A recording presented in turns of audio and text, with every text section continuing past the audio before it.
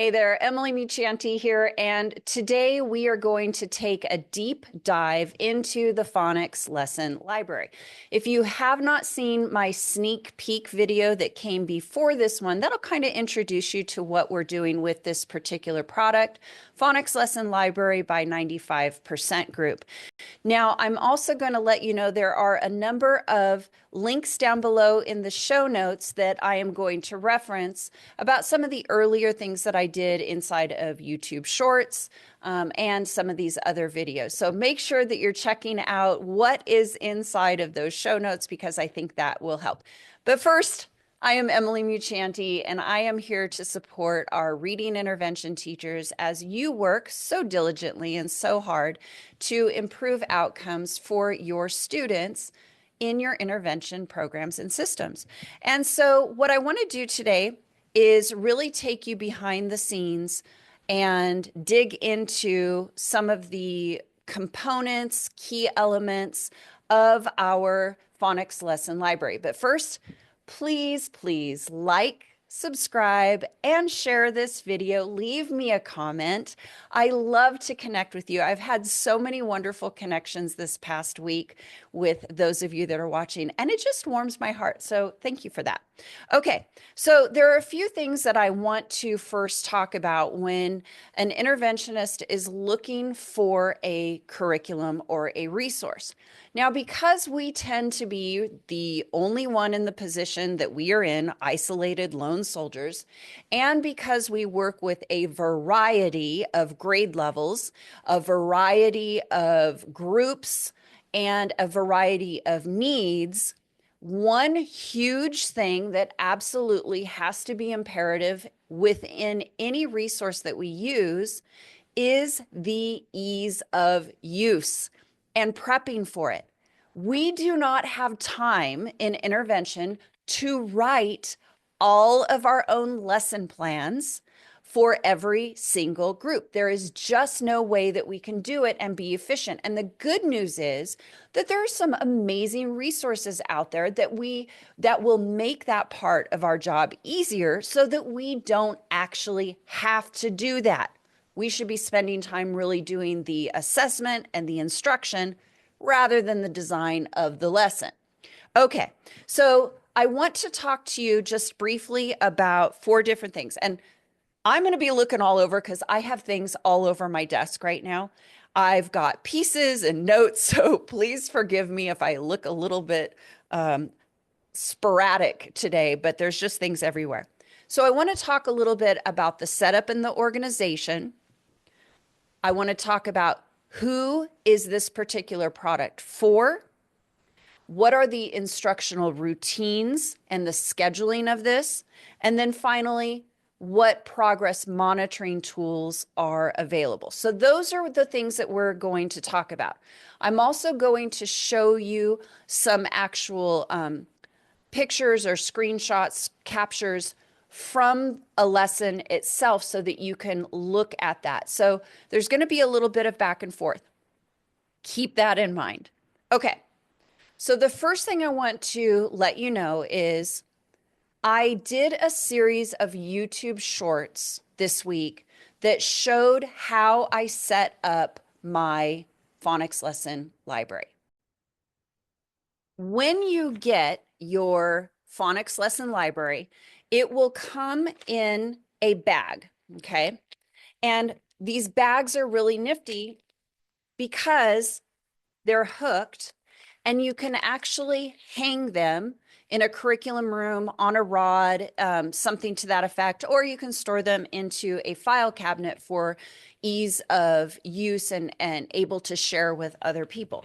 But inside, I'm going to pull one of these out just so you can see that they come in with a number of different things that are already copied, cards or word sorting material that is available for the kids, but we have to set it up. So it will come like this, lots and lots of things. I'm just going to flip through it. Whoops. And we have to actually put it together to make it accessible. So let me do that now. What I did So the first thing I did is I went through and I clipped everything together. I put Post-it notes and I made sure that I understood what each particular form was for, where it was going to be useful in the lesson. And then anything that the kids get to touch, because the copy's already made, I put in a page protector. Now, if you are not like investing and stockpiling page protectors in intervention, you need to do that. Start stashing away all the page protectors. And so it took me a little while to get all of this set up. So I think in my video, I said it took me about 25, 30 minutes for one particular lesson. And those went into page protectors. I have cards that are in Ziplocs. I had to separate all of the different cards that the kids will use. And I wanted to keep everything back in the bag so that I could grab it when I need it. Okay, that's the first thing. Now, each lesson is designed to be used for 5 days. That's what it's designed for. So when I'm talking about grabbing a bag, that bag will contain the lesson plan, the lesson design, all of the manipulatives for that entire week. So there's no planning other than recording what it is that you are doing for your own purposes with that particular group of students that you are working with. That is the first thing. And now I also want to show you the scope and sequence of these so that you can see kind of what is involved. So here is the phonics skill list that is instructed within the entire Phonics Lesson Library battery of resources, if you will. There are, first of all, 75 discrete skills that are inside of this entire resource. Within the basic skill set, which is one purchase, there are 32 lessons. Okay, so 32 bags with all of those things and resources. And so if you are working just at that particular level, that might be enough for your entire school year. But like all of us, you're going to have some kids that are at basic levels and some that are going to be at more advanced levels. So the advanced skills here have 25 different lessons. And then finally, the multi-syllable skills have, let me see, 18 different lessons here. So this is the complete scope and sequence of the Phonics Lesson Library. So I would pause it right now and just look at this so that you can see what all is involved. So the next thing is that every single bag that contains a skill will have a little book that is the lesson plan and design for the whole week. And so rather than thumbing through this, because you can see it gets a little blurry, I'm going to go ahead and share this and show you what this looks like. So before we look at the actual lesson for the week, we need to first consider which students is this resource most appropriate for. So what I would do is at the conclusion of your universal screening windows, right, your beginning of the year more than likely or middle of the year, you are going to look for those students in your universal screening who have low accuracy. Now, low accuracy will show up in an oral reading fluency. It may show up in a nonsense word fluency assessment also for your younger students. But we're looking for kids that have some deficits within the phonics skills or phonics patterns. Those students will more than likely need an additional phonics diagnostic to know what your instructional teaching point is. All the universal screener does is tells us who's at risk. And many of those kids are going to need additional assessment, particularly if their struggle is at that word level. If it is, we've got to figure out how do we help these kids improve their decoding. And we improve decoding by finding the weak phonics skills and teaching them. So sometimes you're going to have kids that have just a couple of gaps. You may have a student who's really struggling with vowel teams, and then they're fine. Or you may have a student who's struggling with a silent letter, and then they're fine. But many of them will need continuous phonics instruction to a certain degree. So how do we match the instruction or the skill with the student's deficit? We need the diagnostic. So 95% group recommends that we use the Phonics Screener for Intervention, which is the PSI. It's actually a diagnostic. I don't know why, and this is not just them, this is others, why we call diagnostic screeners. The quick phonics screener, it's actually a diagnostic, but I digress. So the Phonics Screener for Intervention, the PSI, is also available through 95% group, and that diagnostic will align with the skills that are offered inside of the Phonics Lesson Library. So if you were doing a diagnostic and you had a number of students that were struggling on a particular skill, as assessed with that diagnostic, you could then group those kids together, pull your Phonics Lesson Library for that particular skill, and then instruct, measure their progress, and either go to the next skill or whatever the next step may be. Okay, so we know now who this is actually for. This is not for everybody. This is specifically for kids that are struggling with phonics, accuracy, decoding, word level types of issues, okay? Now, the next thing I want to talk about is the instructional routines that are involved and the scheduling of this. So I'm going to share my screen and we're going to look closely at the inside of one of these lesson plans. Okay. So you can see here that we have a lesson plan that is designed, first of all, just the aesthetics of it. I really like the way this page is laid out. I like the colors. I like the bold words. I like that there are word banks that I can draw from very quickly and very easily. There is just a lot going on this that is helpful to me, okay? So, and I can see all of those components. So let's just take a look here. We've got day 1 lesson plan for phonics intervention. The skill is going to be 2.3, which is short vowel, short I, and these are working with 1 syllable words. So scheduling wise, you can see that there are estimated or suggested times for each different area or section. Keep in mind that there are going to be times in certain kids where sometimes these numbers will be less and sometimes they will be a little more. But if you are working within usually about a 30-minute intervention plan schedule, then this is what it's kind of a helpful guide to know how far you will get. So I will say this, there's always a phonemic awareness activity to start whatever lesson you're doing. And the other thing I want to point out is that there are routines. There are written out routines that are embedded in all of these phonics lesson libraries or the PLL.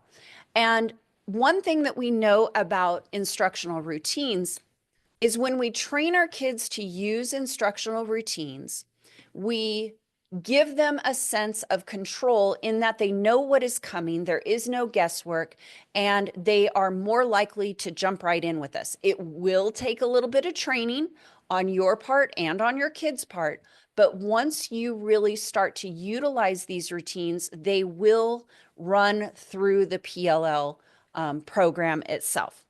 So phonemic awareness is where we're starting, and you can see that we've got a word list.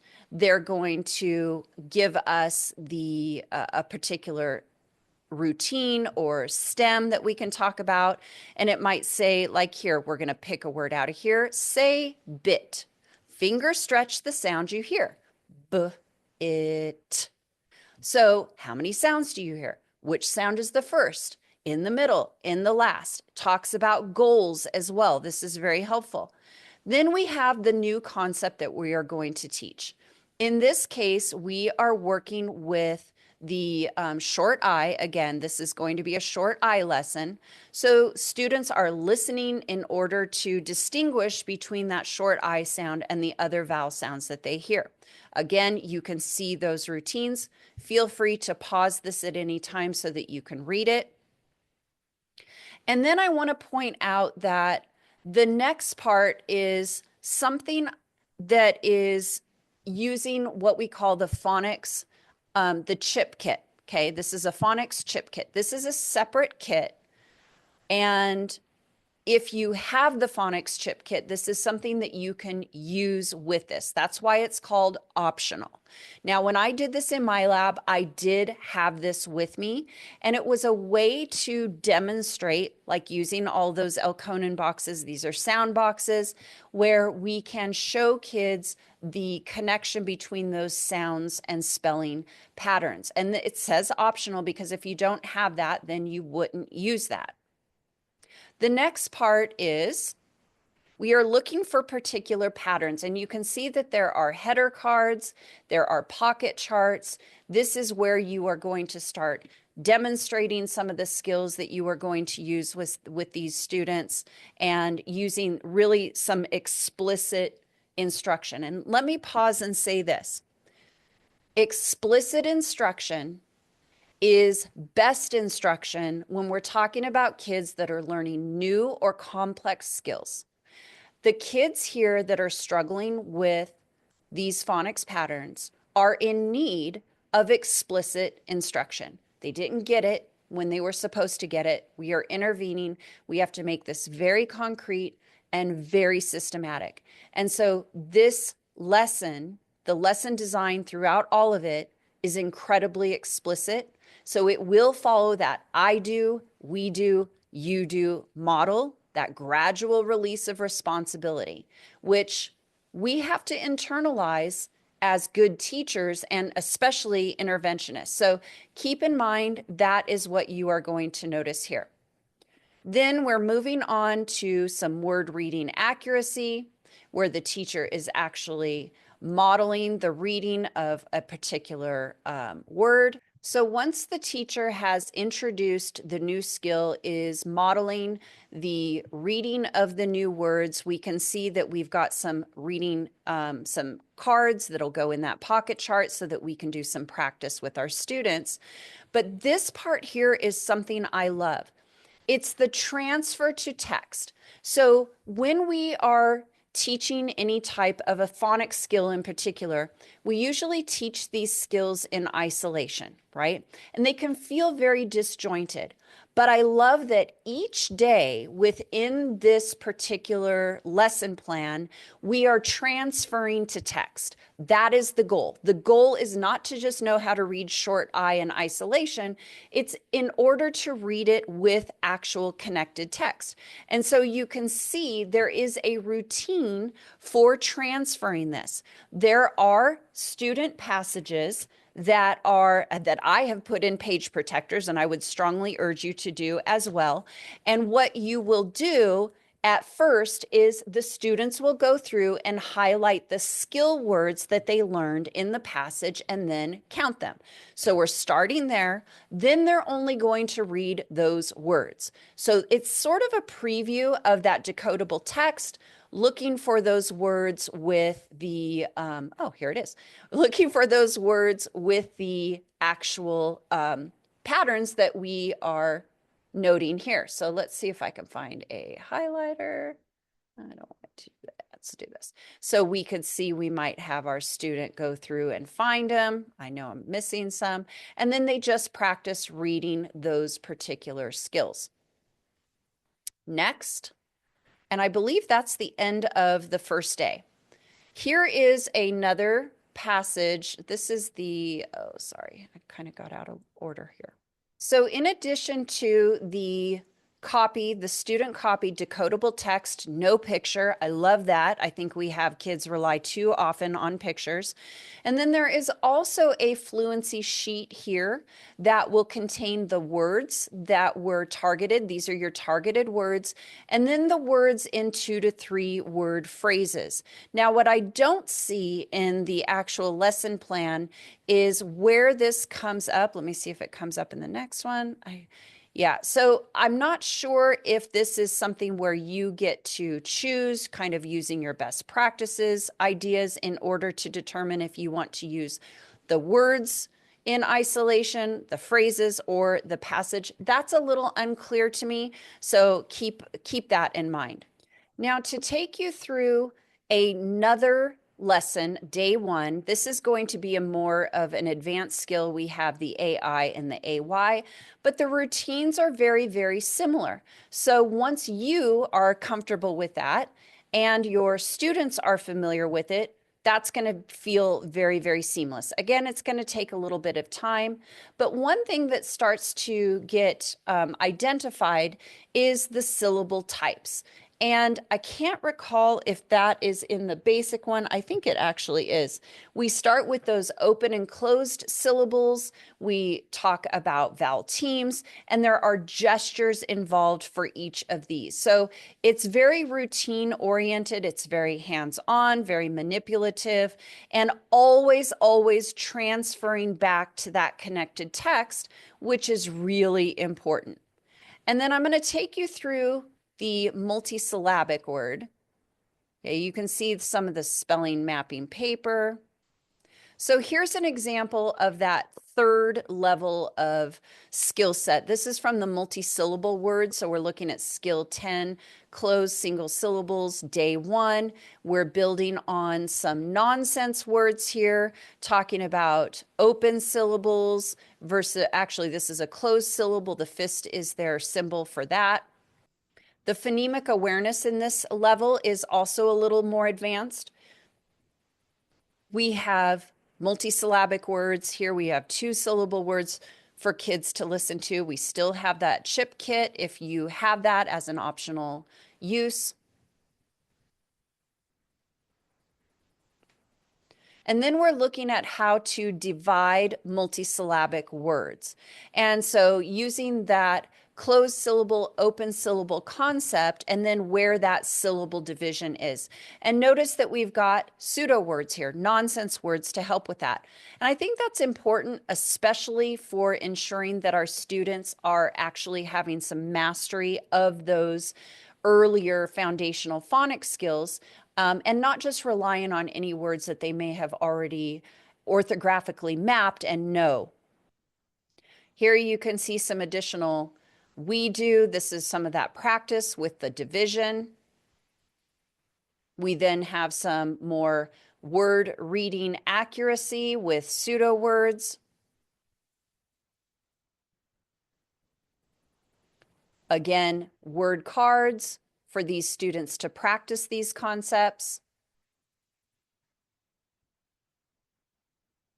And then finally, following up with that oral reading fluency, decodable text with these particular types of passages. So here on day 1, inside of this basic level of the PLL, you can see that students are already starting to learn about open syllables, closed syllables, and the silent E syllable type. Now, there's also going to be always a gesture that is attached. It again follows this explicit direct instruction, and then it will continue to build on all of those syllable types as we move through. Day 2 of this lesson comes back to review those previous skills. We then always add in, can you hear that sound? A little bit of PA kind of review, and then moving right into something that was reviewed the day before. So by day 2, students are using the sound spelling mapping paper in order to write and spell the words and the patterns that they are learning. I love this piece. I think this is fantastic. It also incorporates some spelling dictation into from day 2 and or 3, and it moves into, again, additional sentence spelling dictation all the way to day 5. So this program is very robust and it does absolutely build on itself. So some of my favorite parts of the PLL is the transfer of skills to connected text. I think that is incredibly important. I also love the sound spelling mapping. This is imperative to facilitate that orthographic mapping that we want our students to have so that they can take those phonics skills and apply them into that side of the brain that it's going to be more useful for later learning rather than just memorizing words and storing it on the visual side. So those are some of my absolute favorite components. It's also very interactive for students. There's always something to manipulate, the cards, there's writing involved, the sound mapping. We're going to work on spelling at the same time that we are teaching these things. And then we're going to talk about the last and final thing that comes along with the Phonics Lesson Library, and that is the tracking of progress monitoring. Here is the progress monitoring table and graph that they give. Now, this will have to be copied so that you can have one for each of your students, but it's going to allow you to track those students' progress with their particular word reading. And you can see here for each reading of the 5 days, we can use some of those passages that I showed you, which were either phrases or the 2 to 3 word phrases, 4 word phrases, sentences, and passages. And not that you have to do all of these for every single student. You may want to track with just a couple or one. It just depends on what that student needs. And so this is a way, though, not only can you record those raw scores, but you can also graph it. And, you know, there's something really powerful and motivating about graphing for students. It makes something that's somewhat difficult for them to recognize as being seeing growth to making it very concrete and very visual. So that's definitely something that I think will benefit those students.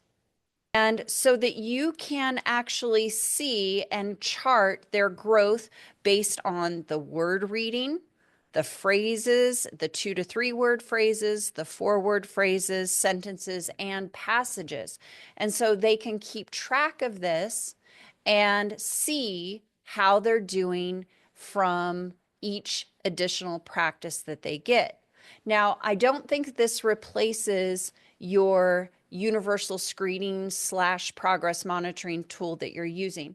I always think that we need a progress monitoring tool such as a Cadence, where we're actually collecting that oral reading fluency number and accuracy so that we can have somewhat of an outside perspective about how those skills are transferring to that additional text. So I want to make that just one little distinction there.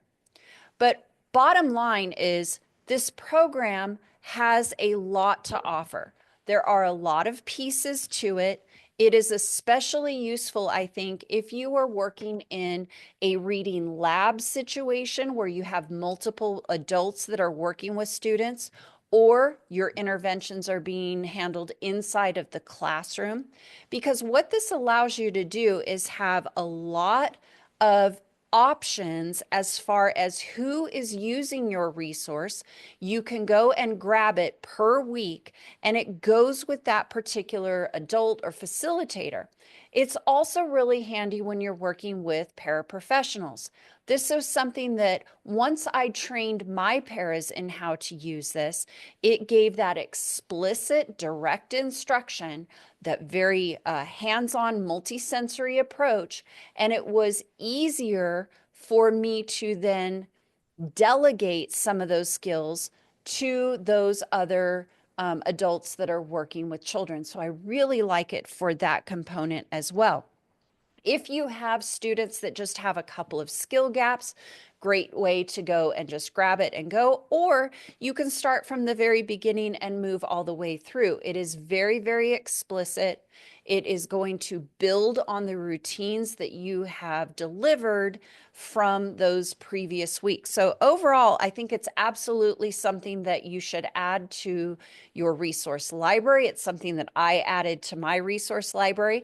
And I want to give you one final thought. Cost is always a factor, right? We are always looking for, okay, how do we use our precious funds in order to purchase materials?